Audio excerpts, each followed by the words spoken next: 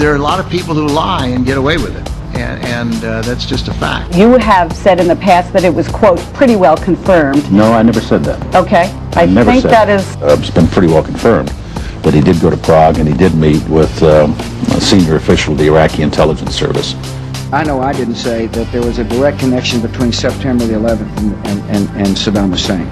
Saddam Hussein aids and protects terrorists, including members of Al-Qaeda.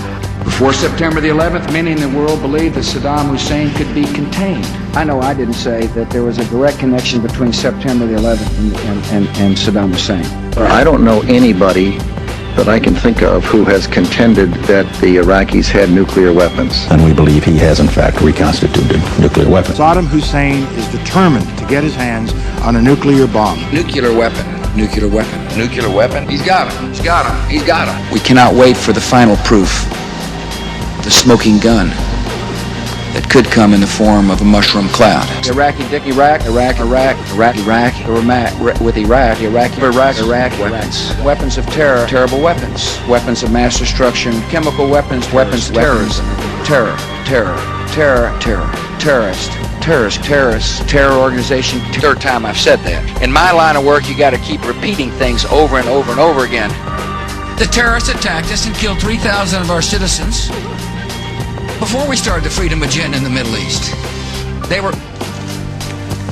What did Iraq have to do with what? The attack on the World Trade Center. Nothing, except for it's part of, and nobody's ever suggested in this administration that Saddam Hussein ordered the attack. Before September the 11th, many in the world believed that Saddam Hussein could be contained. The United States will hunt down and punish those responsible for these cowardly acts. Mr. President, in your speeches now, you rarely talk or mention Osama bin Laden. Why is that?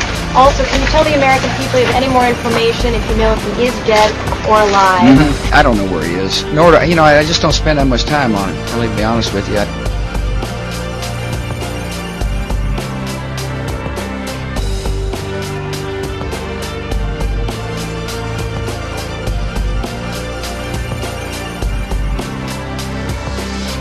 There is a group that's sending letters to our troops in Iraq and DVDs claiming 9/11 was an inside job. Oh, yeah. Yeah. And that they should rethink why they're fighting. They ought to take these, excuse me folks, I'm going to say this. We ought to find the people who are doing this, take them out and shoot them. Really. Just find the people who are sending those letters to our troops to demoralize our troops and do what they're doing. You take them out. They are traitors to this country and shoot them. You have a problem with that? Deal with it. But anybody who would do that doesn't deserve to live. You shoot them. You call them traitors. That's what they are. And you shoot them dead. I'll pay for the bullet. Mark Dice, the founder of The Resistance. How about you take Mark Dice out and put him in the middle of the firing range? Tie him to a post, don't blindfold him, let it rip.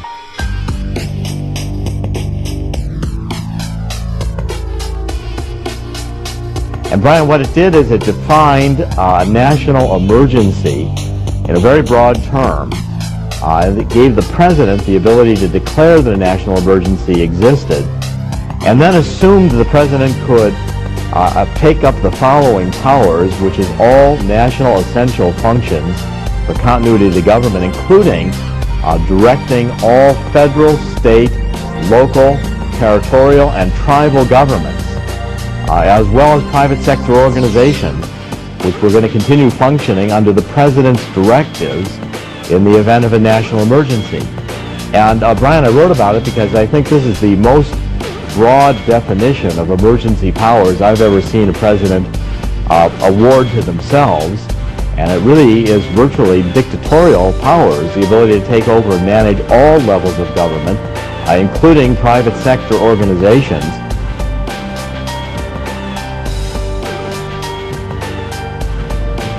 The market is not functioning properly. With the situation becoming more precarious by the day, I faced a choice: to step in with dramatic government action, or to stand back and allow the irresponsible actions of some to undermine the financial security of all. As a result, our entire economy is in danger, and the gears of the American financial system began grinding to a halt.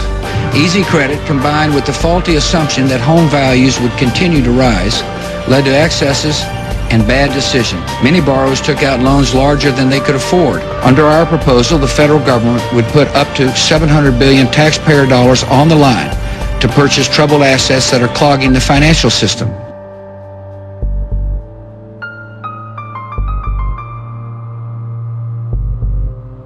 Since the independence of central banks, the monetarist era, which was opened 25 years ago under the new ideas, especially Milton Friedman, the central bankers have become the key figures of our time. They are more powerful than heads of government. They have long-time mandate. Greenspan stayed 20 years in power as a Federal Reserve.